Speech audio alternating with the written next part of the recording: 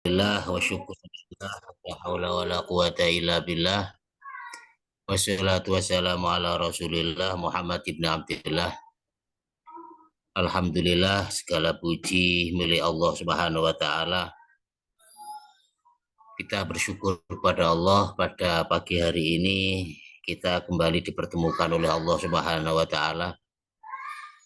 Semoga kita semuanya dibimbing selalu oleh Allah subhanahu wa ta'ala, dirahmati, diberi ampunannya, dan segala amal ibadah kita mudah-mudahan diterima oleh Allah Subhanahu wa taala. Segala kesalahan dan dosa-dosa kita mudah-mudahan dihapus oleh Allah Subhanahu wa taala. Amin Allahumma amin.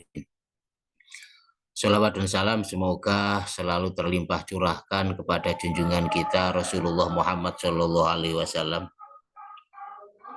hamba Allah yang dijadikan oleh Allah sebagai panutan.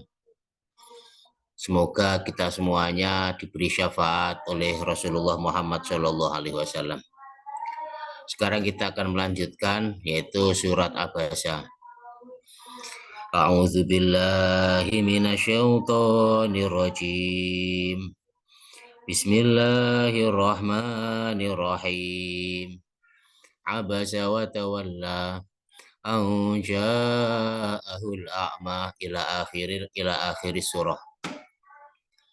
Abasa wa tawalla. Abasa bermuka masam, watawalla dan berpaling. Abasa dia Muhammad bermuka masam, watawalla dan berpaling. Ai zuhara at-taghayyuru wal abusu fi wajhir rasul.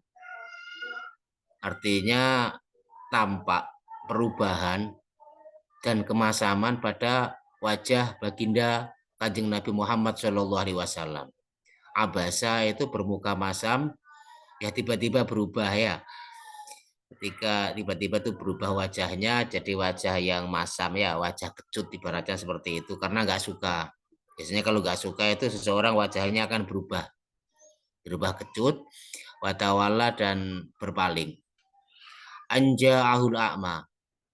Anja'ahul a'ma karena telah datang kepada dia, kepada Rasulullah, al-a'ma seorang yang buta. Jadi Rasulullah pada saat itu sedang menghadapi pemuka kafir Quraisy, pembesar-pembesar kafir Quraisy. Rasulullah dakwah kepada mereka, agar mereka itu mau memeluk Islam. Ya, di tengah-tengah dakwah itu tiba-tiba yang namanya Abdullah bin Umi Maktum, seorang buta itu tiba-tiba muncul, datang ya, tiba-tiba datang. Kemudian Rasulullah abasa wa tawalla. Ya, abasa wa tawalla. Jadi ini Rasulullah langsung disindir oleh Allah ya, langsung ditegur oleh Allah Subhanahu wa taala. Langsung ditegur. Inilah Kanjeng Nabi. Jadi maksum, Kanjeng Nabi itu maksum, terjaga dari kesalahan. Kalau salah sedikit langsung ditegur. Ini Kanjeng Nabi. Tapi meskipun Rasulullah itu ditegur, jangan sampai kita berpandangan buruk pada Kanjeng Nabi ya. Sebab kesalahannya Kanjeng Nabi itu membawa rahmat. Kesalahannya Kanjeng Nabi itu membawa pelajaran. Kesalahannya Kanjeng Nabi itu. Jadi kita jangan sampai berpandangan buruk, oh Kanjeng Nabi kok seperti itu, jangan sampai. Karena memang segala hal yang salah itu kadang-kadang Allah menjadikan di balik itu ada pelajaran, ada kebaikan dan sebagainya. Andai kata tidak terjadi ya mungkin selanjutnya ulama-ulama, para sahabat-sahabat yang meneruskan estafet dakwahnya Kanjeng Nabi menawa ya akan terbiasa dengan berpaling gitu loh. Tidak memperhatikan ketika dakwah itu meskipun ada orang yang kelihatannya remeh datang. Makanya dengan turunnya surat ini itu juga pelajaran. Untuk siapa? Ya untuk generasi-generasi setelahnya, untuk umatnya Rasulullah Muhammad SAW. Maka jangan sampai kita berpandangan buruk ya kepada Kanjeng Nabi. Jadi kesalahannya itu membawa berkah, membawa rahmat, membawa pelajaran kepada kita semuanya. Jadi Kanjeng Nabi itu a'radha li ajli annal a'ma Abdullah bin Ummi Maktum ja'a mustarsyidan. Wa a'radha, dan Nabi itu berpaling Jadi ya bermuka masam, kemudian ya berpaling, ya perubahan di wajahnya, kemudian Kanjeng Nabi itu berpaling tidak menghiraukan.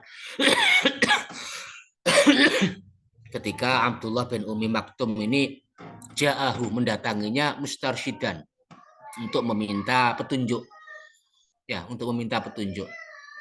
Wa kana Rasul, dan pada saat itu Rasulullah Shallallahu alaihi wasallam munsyagilan, sibuk, sedang sibuk bidakwati kubari Quraisy, sibuk dakwah kepada pembesar-pembesar Quraisy, pembesar suku Quraisy, yaitu orang-orang kafir, ilal Islam, untuk diajak masuk Islam. Sedang sibuk Kanjeng Nabi itu, sibuk dakwah, sibuk mempresentasikan, ibaratnya seperti itu kalau zaman sekarang ya, sibuk mempresentasikan, menjelaskan tentang Islam agar mereka itu masuk Islam. Kenapa Rasulullah kok sangat semangat mempresentasikan atau menjelaskan Islam kepada kubaru Quraisy, pada pemuka Quraisy? Sebab begini, secara teori, ini bicara secara teori ya. Secara teori, kalau kita mau memegang apa saja, pegang kepalanya, maka ekornya akan ikut, kakinya akan ikut, perutnya akan ikut. Kalau kita mau berdakwah, pegang kepalanya, maka pengikutnya semuanya akan ikut. Itu teorinya. Kalau kita dakwah satu-satu, ekornya, mungkin kepalanya tidak ikut, bahkan kepalanya bisa nyundang. Ibaratnya seperti itu ya, kepalanya bisa nyundang. Tapi kalau kepala yang dipegang, semuanya akan ikut. Ya, semuanya ikut. Misalnya begini, tokoh masyarakat, itu misalnya tokoh masyarakatnya itu agamanya selain Islam ya. Kemudian dipegang, kok dia mau masuk Islam, nanti bawah-bawahnya itu akan ikut semuanya. Biasanya seperti itu. Jadi pengikut itu akan mengikuti kepalanya. Kalau kepalanya itu terpegang, insya Allah semuanya terpegang. Ini teorinya seperti itu. Dan memang betul. Kalau kita misalnya ular ya, kalau kita pegang buntutnya kan kepalanya enggak terima tuh. Kadang-kadang kita dicatek ya, kita dicatek. Ada orang punya pengikut banyak, pengikutnya yang kita gerogoti, kita dicatek. Caranya bagaimana? Pegang kepalanya ya, pegang kepalanya. Nanti semuanya akan ikut. Dakwah itu seperti itu, dakwah itu memang. Ya, lah Kanjeng Nabi itu tahu, ini kalau pembesar kafir Quraisy dicekel, kabeh kena. Berarti kayak ngono, wong Mekah kabeh kena masuk Islam. Tapi ini kan rasional ya.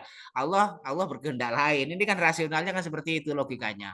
Tapi takdir menentukan yang lain toh, karena memang nanti Allah akan membuat istilahnya skenario Kanjeng Nabi nanti akan ke Madinah dan lain sebagainya. Makanya ya meskipun Kanjeng Nabi itu sudah benar secara logika, yaitu memegang kepalanya, berusaha untuk memegang kepala, tapi tetap takdir Allah yang berjalan.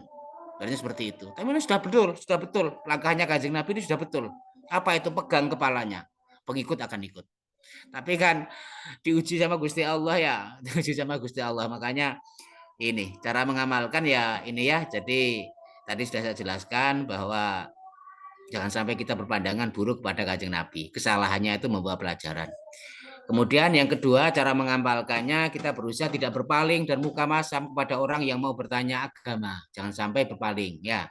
Jadi pelajaran ditegur Kanjeng Nabi ini sebagai pelajaran agar kita tidak berpaling pada orang-orang yang bertanya tentang agama, meskipun yang bertanya itu kelihatannya orang yang lemah, orang yang biasa dan lain sebagainya.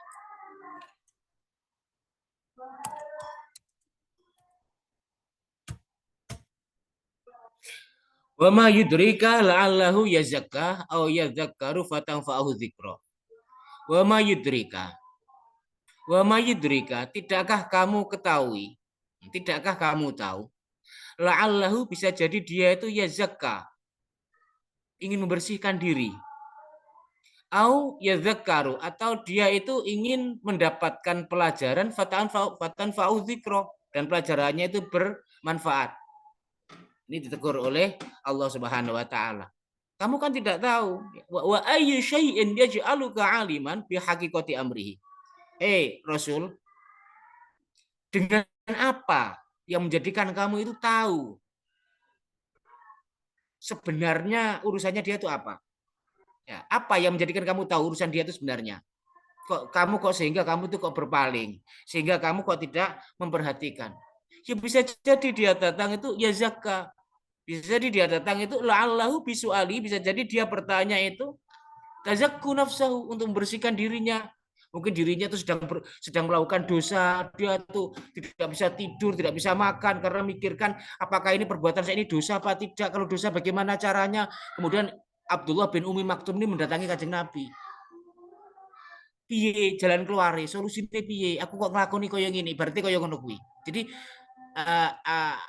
ya zakka, ingin membersihkan diri. Bisa jadi dia datang ingin membersihkan diri, berdiri, betul-betul ingin membersihkan diri, tapi dia nggak tahu caranya bagaimana membersihkan diri itu, sehingga dia mendatangi Kanjeng Nabi.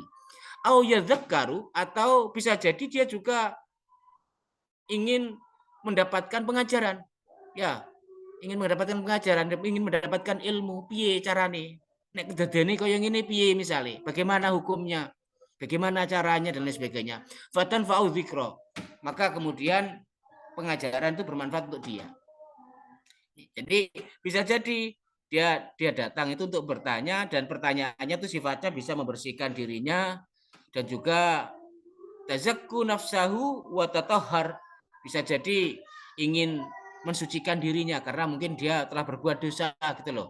Terus caranya bagaimana dia mau bertanya kepada Kanjeng Nabi. Bisa jadi dia datang tuh seperti itu maksudnya. Betul-betul tulus. Ya, betul-betul tulus. Atau bisa jadi juga yahsululahul al-mazid. Bisa jadi dia juga datang untuk mendapatkan al-mazid, tambah-tambahan minal i'tibal wal istijar. Tambah-tambahan pelajaran dan pengajaran. Jadi banyak kemungkinan-kemungkinan. Berarti seperti itu. Ya bisa jadi ini, itu. Tapi kenapa kamu berpaling? Oleh karena itu, cara mengamalkan kita berusaha tidak suudzon ya, buruk sangka kepada orang yang menemui kita. Meskipun mungkin kita itu sesibuk apapun, ya bisa jadi dia itu menemui kita, itu niatnya baik, ya niatnya baik, niatnya tidak buruk tapi niatnya baik. Mungkin untuk kebaikan dia, kebaikan dirinya, kebaikan orang lain, atau untuk kebaikan-kebaikan yang lain. Jadi kita berusaha tidak suudzon ya, tidak suudzon. Bisa jadi orang itu kadang-kadang kita prasangkai jelek, ternyata niatnya baik ya, kita prasangkai mau mengganggu, ternyata niatnya baik dan sebagainya. Makanya kita hindari untuk berprasangka buruk kepada manusia ya, jangan sampai berprasangka buruk. Kemudian amma manistagna, adapun orang yang merasa cukup dari apa? Hudaka, dari petunjukmu Muhammad. Adapun orang-orang yang merasa cukup dari petunjukmu, maksudnya merasa cukup itu apa? Tidak butuh. Jadi orang kafir Quraisy itu, pembesar kafir Quraisy itu ketika dijelaskan oleh Kanjeng Nabi itu sebenarnya itu dalam hati mereka itu nggak butuh petunjuk itu dari Kanjeng Nabi. Mereka hanya lipstik, abang-abang lambe, mujamalah. Kalau bahasa Arabnya itu mujamalah, bahasa basi. Ya, menemui Kanjeng Nabi takok Islam itu hanya bahasa basi, tidak serius. Gitu loh ya, tidak serius. Mereka tidak butuh itu. Tetapi dilayani Kanjeng Nabi dengan baik sekali. Fa anta lahu tasadda. Fa dan engkau Muhammad lahu kepada orang yang merasa cukup tadi, tidak butuh ilmu tadi, tidak butuh petunjukmu Muhammad, tasadda. Kamu melayaninya. Ya, dilayani oleh Kanjeng Nabi, dijelaskan ini. Padahal pembesar-pembesar kafir Quraisy itu, tokoh kafir Quraisy yang datang itu sebenarnya hanya untuk mujamalah, untuk basa-basi dan lain sebagainya. Tetapi dilayani oleh Kanjeng Nabi. Ini langsung ditegur oleh Allah Subhanahu wa taala, dan Allah itu memang ya alim, maha tahu. Wa huwa alimun bidzati sudur. Allah itu maha tahu apa yang ada dalam dadanya manusia, Allah tahu. Apa yang ada dalam pikirannya pembesar Quraisy itu Allah tahu. Apa yang ada dalam hatinya kafir Quraisy itu Allah tahu. Makanya ditunjukkan oleh Allah Nabi Muhammad itu. Ya. Wa amma man istaghna, ataupun orang yang merasa cukup, tidak butuh petunjukmu Muhammad. Fa anta lahu tasadda. Kamu melayaninya. Sementara orang yang datang yang betul-betul butuh petunjukmu Muhammad, yaitu Abdullah bin Umi Maktum, engkau tidak melayaninya. Seharusnya kita melayani orang yang butuh, tidak melayani orang yang tidak butuh. Makanya cara mengamalkannya ya dalam berdakwah diprioritaskan kita berdakwah kepada orang yang butuh ilmu. Yang tidak butuh petunjuk, nggak butuh ilmu, ngapain? Ibaratnya seperti itu. Ibaratnya seperti itu. Jadi kita prioritaskan, meskipun semuanya juga harus didakwai ya, tapi diprioritaskan orang yang butuh petunjuk. Meskipun mungkin yang butuh itu sedikit orang, ya. Meskipun yang butuh itu nggak banyak. Kadang-kadang banyak orang itu nggak butuh petunjuk, tapi butuh hiburan. Ya, Mas Agung kadang-kadang itu. Kadang-kadang butuh hiburan dia, ya. Sehingga pengajian kadang-kadang kalau nggak lucu itu nggak didatangi ya. Yang didatangi yang lucu-lucu. Jadi yang dicari itu yang lucu-lucunya itu. Kadang-kadang seperti itu. Makanya bukan istilahnya kita jangan meremehkan. Ya, jangan meremehkan orang yang buta, orang yang lemah ketika minta petunjuk kita tidak kita hiraukan hanya gara-gara melayani orang-orang yang tidak butuh tadi. Ya, meskipun jamaahnya tidak banyak, jangan meremehkan. Bisa jadi jamaah yang sedikit itu mereka yang sangat membutuhkan petunjuk itu. Justru kadang-kadang orang yang kelihatannya di mata kita itu ini sangat penting sekali. Tapi kadang-kadang malah justru mereka itu tidak membutuhkan petunjuk kita. Hanya di sini Rasulullah menegur Allah Subhanahu wa taala menegur Kanjeng Nabi. Wa ma 'alaika alla yazakka. Padahal tidak ada celah atasmu kalau dia itu tidak membersihkan diri. Kalau dia tuh nggak mau membersihkan diri itu nggak ada celah. Berarti seperti itu. Ai amma manistaghna. Adapun orang yang merasa cukup anhudaka dari petunjukmu Muhammad, fa anta tata'arradu kamu memaparkan lahu kepadanya memaparkan Islam, menjelaskan Islam. Wa tazwali kalami dan kamu layani kalamnya, ucapannya. Jadi kalau tanya langsung disambut, tanya disambut. Padahal pertanyaannya pembesar kafir Quraisy itu hanya mujamalah, hanya basa-basi. Ya, kadang-kadang kan kita sendiri kan seperti itu toh. Misalnya kalau ada orang yang mau menawarkan barang apa itu namanya ya, sales lah ya, kadang-kadang sales itu kan kadang-kadang itu tanyanya kan basa-basi, kadang-kadang tidak serius, kadang-kadang seperti itu, tapi dia nanggapi serius, kadang-kadang seperti itu. Dan kita kan kadang-kadang hanya basa-basi. Nah begitu juga lah orang-orang kafir Quraisy itu basa-basi kepada Kanjeng Nabi, nggak serius tanyanya itu, tapi di watas sughali kalamihi, kamu layani ucapan-ucapan pertanyaan-pertanyaan dari orang-orang Quraisy itu. Wa ayyu syai'in alaika, wa ayyu syai'in, celaan apakah alaika yang akan kamu dapatkan alayata tohar, jika orang kafir Quraisy tidak membersihkan mingkufri dari kafirnya, jika dia tidak mau masuk Islam, apa yang tercela bagimu? Makanya dalam berdakwah itu nggak masalah kalau tidak direspon, tuh nggak masalah, kalau tidak diperhatikan nggak masalah, karena tidak diperhatikan itu tidak menjadikan penyampai dakwah itu tercela, ya, tidak menjadikan.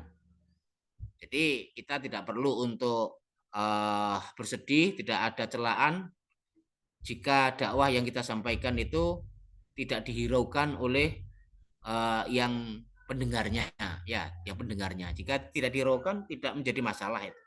Ya, kadang-kadang seperti itu ya. Ya jangankan kita, Kanjeng Nabi saja dakwahnya juga nggak dihiraukan kok. Betul nggak dihiraukan. Ketika di Mekah itu kafir Quraisy itu dikumpulkan, itu dakwah itu nggak dihiraukan Kanjeng Nabi, malah justru dihina. Anta majnun, kau gila Muhammad, dan lain sebagainya. Dan itu tidak mengurangi makomnya Nabi, tidak mengurangi kedudukannya Rasulullah Muhammad SAW di hadapan Allah Subhanahu Wa Taala. Emas tetaplah emas, meskipun 1 juta mengatakan itu adalah batu, tapi emas tetap emas.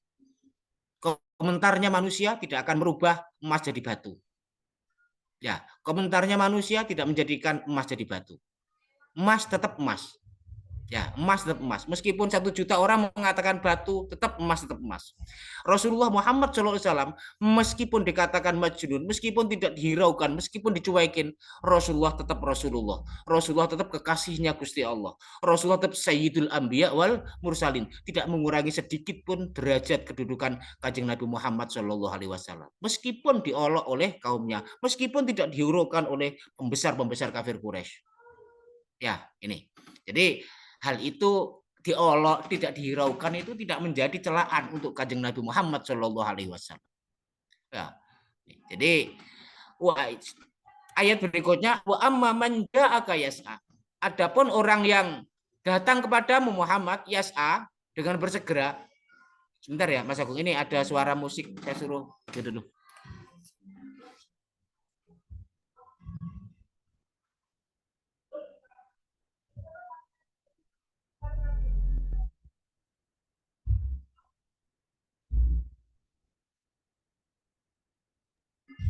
Sambil menunggu Ustadz, mari kita belum. Sebentar Mas Agung, ini aja acara jalannya. Buatan pirang beri kita Ustadz. Buatan enten suara yang masuk. Ada suara masuk ya. Di sini tapi keras sekali. Ini sudah matikan. Wa Iya. amma man ja'aka yas'a. adapun orang yang datang kepadamu Muhammad, wa amma adapun man orang ja'aka yang mendatangimu Muhammad yas'a dengan bersegera, coba cepet ya. Ya cara jane kaya melaku ya jalan dengan cepat lah. Ya, padahal dia buta dia itu. Tapi masya Allah ya, dia padahal seorang buta itu. Inilah hidayah dari Allah Subhanahu wa taala itu. Wa huwa yakhsha dan dia itu kondisinya takut, takut kepada Allah. Ya tadi sudah saya jelaskan tadi. Mungkin dia telah berbuat sesuatu, mungkin dia telah ini itu, dia ingin membersihkan karena takut kepada Allah. Nanti bagaimana di akhirat saya nanti? Nanti nasib saya bagaimana? Saya ini dosa apa tidak dan lain sebagainya. Jadi kondisi yang dialami oleh Abdullah bin Umi Maktum seperti itu. Fa anta anhu talaha. Kamu mengabaikannya. Ai wa amma man kana harisan ala liqaika. Adapun orang yang harisan sangat ingin sekali ala liqaika untuk menemuimu Muhammad, sangat ingin sekali untuk menemui Kanjeng Nabi, yaitu Abdullah ibnu Umi Maktum, wa huwa yakhsyallah dan dia takut Allah Subhanahu wa taala, minat taksir karena kurang fil irsyad dalam hal bimbingan, mungkin kurang. Ya, dalam hal bimbingan mungkin kurang. Fa anta anhu tatasyaghl. Tetapi engkau anhu darinya dari Abdullah bin Umi Maktum tadi tatasyaghl. Kamu menyibukkan diri, tidak memperdulikannya. Ini sekali lagi teguran dari Allah Subhanahu wa taala. Terus cara mengamalkan bagaimana ya kita belajar mencontoh seperti Ibnu Umi Maktum ya. Yaitu jika merasa kurang ilmu atau butuh bimbingan mungkin karena melakukan sesuatu, wah gitu sopoga, bagaimana caranya dan lain sebagainya, bergegas menemui ahli ilmu untuk bertanya. Ya, bergegas untuk menemui ahli ilmu dan bertanya. Jangan sampai itu menjadikan kita nanti itu namanya istaghna ya. Jadi kalau kita misalnya menghadapi sesuatu kok membebani kita, ini kita dosa poga, nek dosa piye carane. Nang cepat-cepat nemui ahli ilmu, belajar mencontoh seperti Abdullah bin Umi Maktum tadi itu. Karena takut Allah nanti bagaimana ini, kemudian cepat-cepat menemui Rasulullah Muhammad SAW untuk bertanya tentang agama, bertanya tentang masalah yang dia hadapi. Ya, ini terkait masalah agama. Tapi kemudian yang kedua, sebagai ahli ilmu hendaklah juga merasa tertegur ya, merasa tertegur, hendaknya peduli pada orang yang datang yang membutuhkan bimbingan dan petunjuk. Jangan sampai orang yang datang mau bertanya agama itu kita berpaling ya, jangan sampai ya, kita layani ya, kita layani. Makanya para yai-yai itu betah-betah kalau menerima tamu ya, betah-betah banget. Bahkan kadang-kadang itu yai-yai itu duduk itu berjam-jam tuh hanya untuk melayani tamu-tamu itu. Kadang tanya ini itu dan dilayani dengan sabar para yai-yai itu. Ya, ini mencontoh ya, mengambil ibrah dari Abasa wa Tawalla ini. Jadi kita nggak boleh berpaling dari orang yang butuh pertanyaan kepada kita ya, kepada ahli ilmu. Jadi nggak boleh ahli ilmu itu berpaling. Ahli ilmu harus menghadapi dan lain sebagainya. Tapi begitu tidak boleh serampangan ya, tidak boleh serampangan. Ahli ilmu kalau tidak tahu ya harus mengatakan tidak tahu. Ya, jangan sampai ngarang. Kalau ngarang bukan ahli ilmu. Kalau ahli ilmu tuh hati-hati Mas Agung. Hati-hati kalau ahli ilmu. Kalau dia nggak tahu dia akan menjawab anala adri. Saya tidak tahu.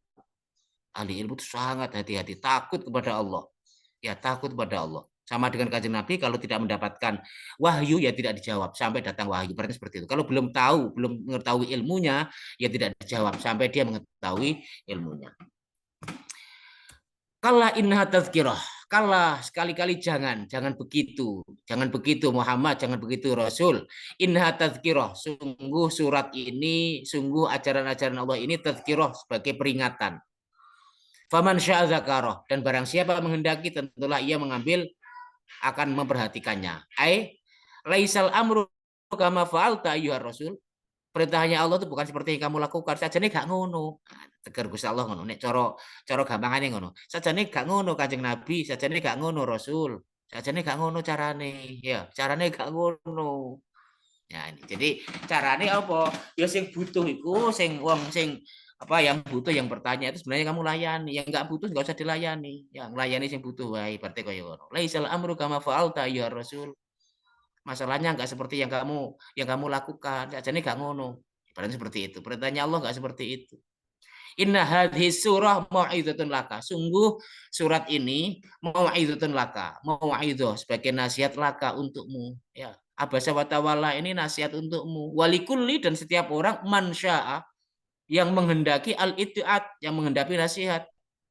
Jadi surat ini sebagai nasihat untukmu, walikul liman sya'a al-ittihad. Dan juga untuk orang-orang yang mau mengambil nasihat. Ya, mau mengambil nasihat. Faman sya'a, dan barang siapa yang menghendaki, zakarallah, tentulah dia akan ingat Allah Subhanahu wa taala, wa atamma biwahyi, dan memperhatikan wahyunya. Jadi kita belajar dan berusaha bersikap sesuai dengan yang diperintahkan oleh Allah bagaimana. Ya, kita belajar ya berusaha sesuai dengan yang diperintahkan Allah itu bagaimana. Misalnya kalau ada tamu, apa perintahnya Gusti Allah? Memuliakan tamu. Kalau kita punya tetangga, apa perintahnya Allah? Memuliakan tetangga. Ketika kita mau makan, apa perintahnya Allah? Baca bismillah. Jadi kalau bisa ketika berbuat, kalau diusahakan ya berusaha sebisa-bisanya untuk bagaimana ketika kita bersikap itu sesuai dengan perintahnya Allah Subhanahu wa taala. Ini cara memang berat ini kalau nggak ditolong oleh Allah memang berat. Ya sebisa-bisanya lah ya, sebisa-bisanya. Makanya kita sama Kanjeng Nabi itu 0,000 sekian persen ya dibanding dengan Kanjeng Nabi. Kalau Kanjeng Nabi itu semuanya wahyu, semuanya bimbingan dari Allah. Mau makan, mau tidur, mau apa saja kalau Kanjeng Nabi itu wahyu semuanya. Bahkan daharnya Kanjeng Nabi, makanya ya afalnya, perbuatannya semuanya wahyu kalau Kanjeng Nabi itu. Kalau kita kan wahyu dari nafsu ya. Nafsu kita kadang-kadang. Kalau Kanjeng Nabi enggak, wahyu semuanya dari Allah Subhanahu wa taala. Nah, kita mencontoh, belajar mencontoh seperti Rasulullah Muhammad Shallallahu alaihi wasallam, mastata'tum, sesuai dengan kemampuan kalian semuanya. Kemudian yang kedua, meski nasihat ini inha tazkirah, meski nasihat ini diperuntukkan khusus untuk Kanjeng Nabi, tapi sebenarnya berlaku untuk umum. Jadi al-ibratu bi umumil lafzi la bi khususi sabab. Yang dijadikan sebagai ibroh ketika kita memahami Al-Qur'an itu adalah keumuman lafaz, bukan kekhususan sebab. Karena Al-Qur'an itu diturunkan bukan hanya untuk Kanjeng Nabi, tapi untuk umatnya. Jadi khitab itu yang diajak bicara ya kalau kita belajar ilmu usul fikih. Kalau khitabnya itu meskipun kepada Kanjeng Nabi, tetapi sebenarnya berlaku untuk umum. Sebab apa? Sebab Al-Quran itu bukan hanya untuk Rasulullah, tapi juga untuk umatnya.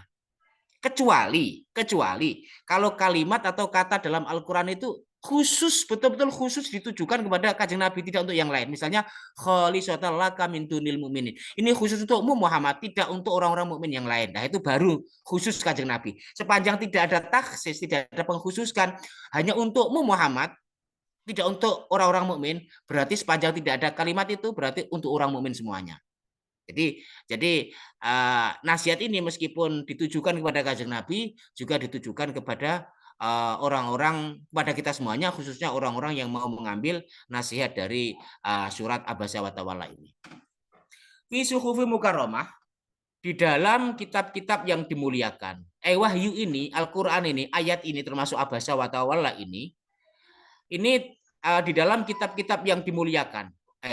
Hadzal wahyu ini, surat ini, yaitu Abasa wa Tawalla, wahwa dia adalah Al-Qur'an. Al-Qur'an, wahyu Al-Qur'an ini fi suhufin mu'azzamatin. Di dalam kitab-kitab yang mu'azzamatin, yang diagungkan.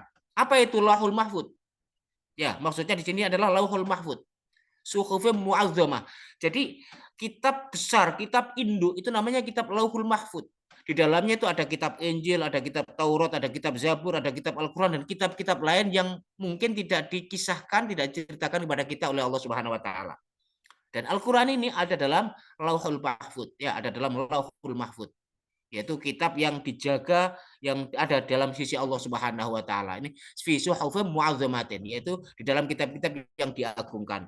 Waqaratin, yang dihormati, aliyatin, yang sangat tinggi, aliyatul qudrah, yang sangat tinggi, yang tinggi kadarnya, yang nilainya sangat tinggi sekali. Mutahharah, yang disucikan, minat danasi, ya, dari segala kotoran, wa ziyadati, penambahan, wa nuqsi, dan juga pengurangan. Jadi Al-Quran itu dan juga kitab-kitab yang lain, kecuali kalau ada takhrif ya, ada distorsi, itu semuanya adalah kitab yang sangat tinggi sekali, ya, kitab yang sangat diagungkan, dihormati. Makanya fi suhufin mukarramah, dalam kitab-kitab yang dimuliakan, marfu'atin mutahharah, yang ditinggikan lagi, disucikan di sisi Allah Subhanahu wa taala.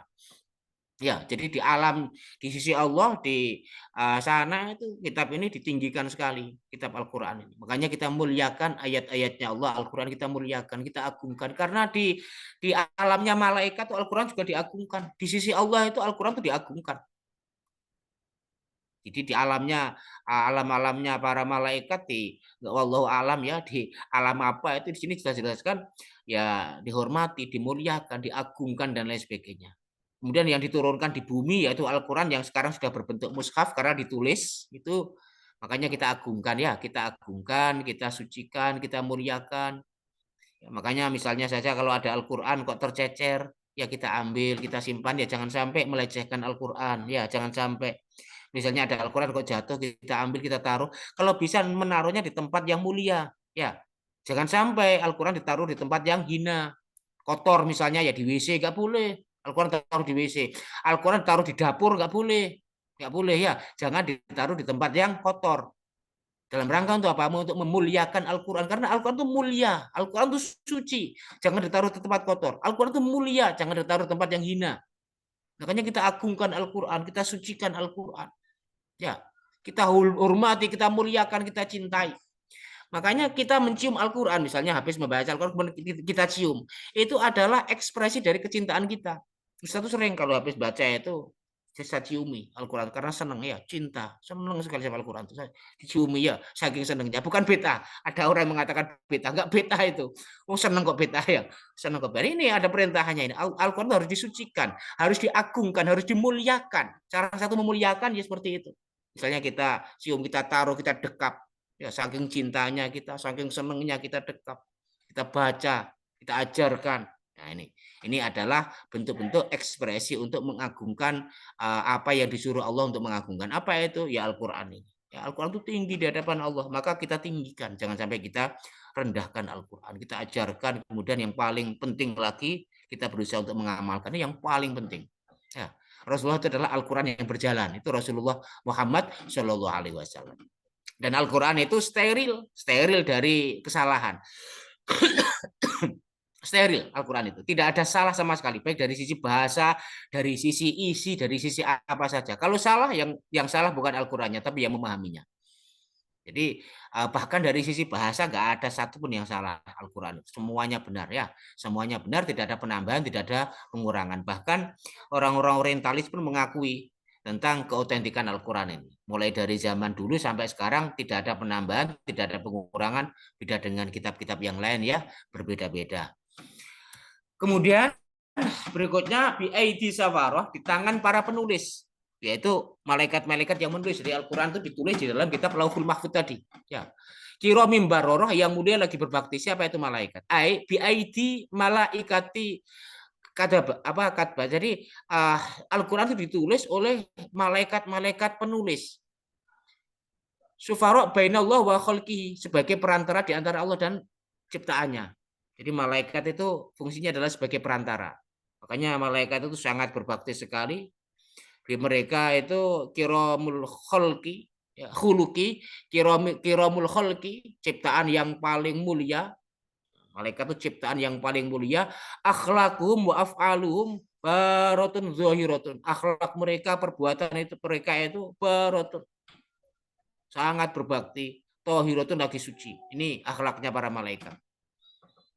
Makanya kita imani Al-Quran ya yang ditulis oleh malaikat penulis dalam kitab Lauhul Mahfuz sebelum disampaikan kepada Kanjeng Nabi itu sebenarnya sudah ada dalam kitab Lauhul Mahfuz itu ditulis oleh malaikat penulis ya ditulis oleh malaikat penulis kemudian dan malaikat-malaikat itu sifatnya dijelaskan dalam Al-Quran ini kiromim baroroh yang mulia lagi berbakti ini sifatnya malaikat mulia kiromin ya malaikat itu kirom itu sangat mulia sekali malaikat itu baroroh dan sangat berbakti ya berbakti makanya birrul walidin birru itu kan berbakti baroroh sangat berbakti jadi sangat mulia sangat berbakti ini adalah sifatnya malaikat makanya kadang-kadang kalau ada orang kok baik sekali ya kadang-kadang malaikat dia itu ibaratnya seperti itu baik sekali Malaikat itu mulia, baik sekali. Ini adalah malaikat. Memang diciptakan oleh Allah, nggak punya nafsu ya malaikat itu.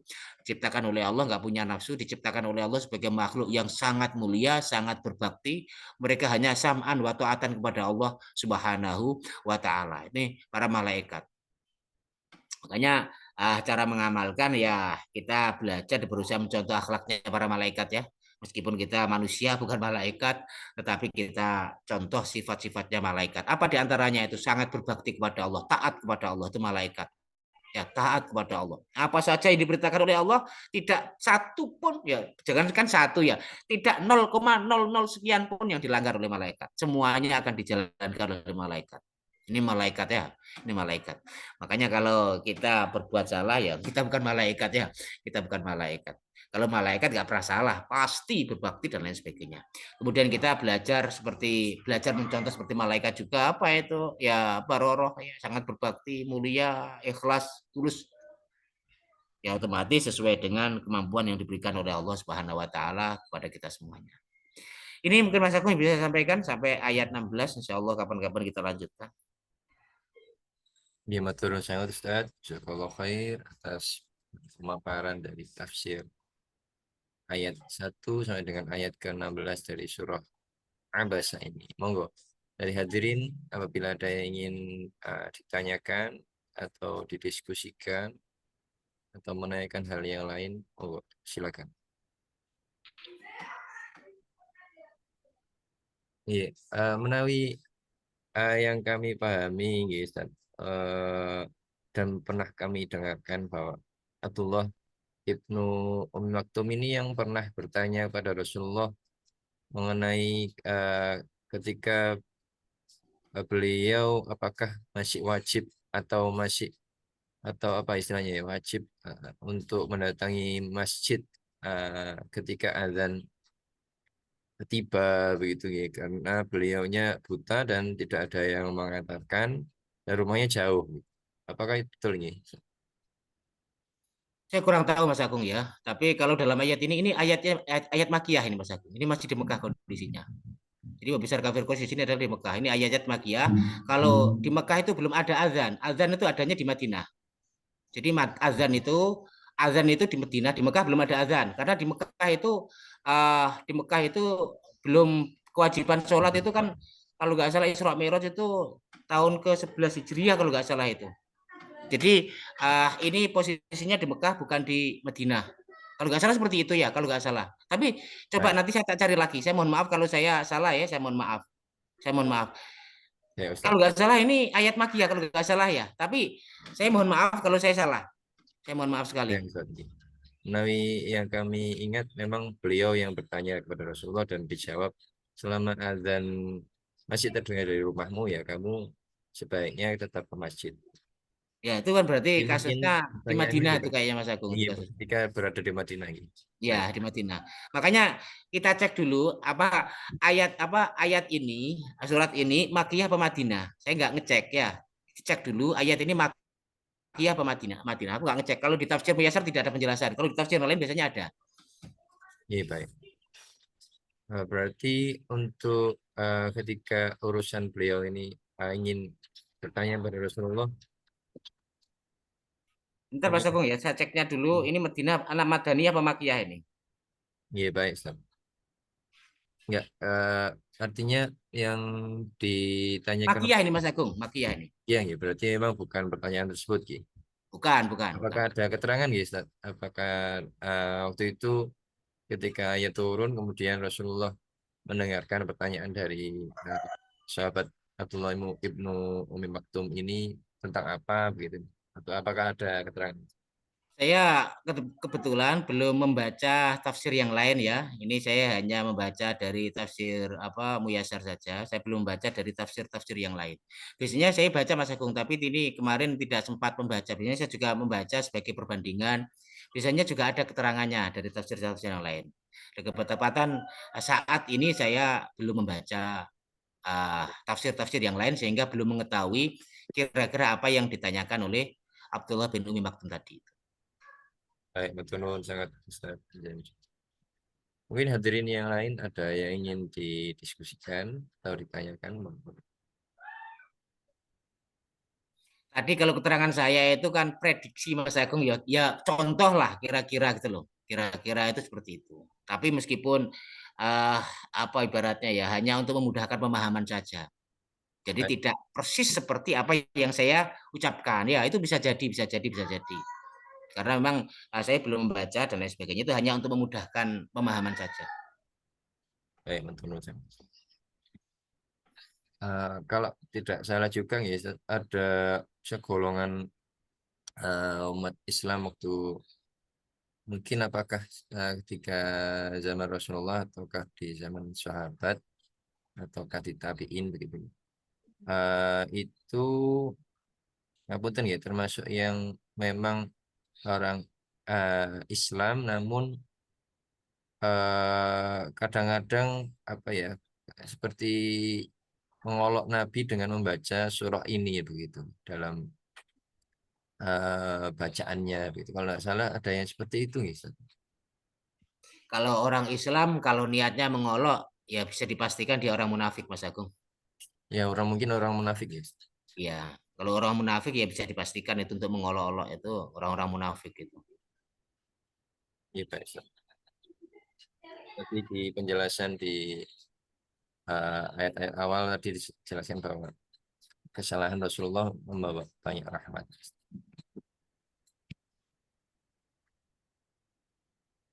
Ya, matur nuwun, Ustaz. Mungkin ada hadirin yang lain apabila tidak ada yang ingin ditanyakan karena batasan waktu juga. Mohon berkenan untuk memimpin doa Ustaz untuk menutup kajian ini. Matur nuwun, Ustaz. Al-Fatihah. A'udzubillahi minasyaitonirrajim. Bismillahirrahmanirrahim. Alhamdulillahirabbil alamin. Arrahmanirrahim. Shiratal ladzina an'amta 'alaihim ghairil maghdubi 'alaihim. A'udzubillahi minasyaitonirrajim. Bismillahirrahmanirrahim. Allahumma sholli ala sayyidina Muhammad alhamdulillahi rabbil alamin. Allahumma ighfir lana warhamna wahdina innaka antal ghafurur rahim. Allahumma anfa'na bima 'allamtana wa 'allimna ma yanfa'una wa zidna ilma. Allahumma sholli ala sayyidina Muhammadin sholatan tunjina biha min jami'il ahwali wal afat wa taqdilana biha jami'al hajat wa tutahhiruna biha min jami'is sayyi'at wa tarfa'una biha 'indaka 'ala darajat wa tuballighuna biha aqsal ghayat min jamil khairati fil hayati wa ba'dal mamat. Rabbana atina fid dunya hasanah wa fil akhirati hasanah wa qina adzabannar. Sallallahu ala sayyidina Muhammad alhamdulillahi rabbil alamin. Al-Fatihah.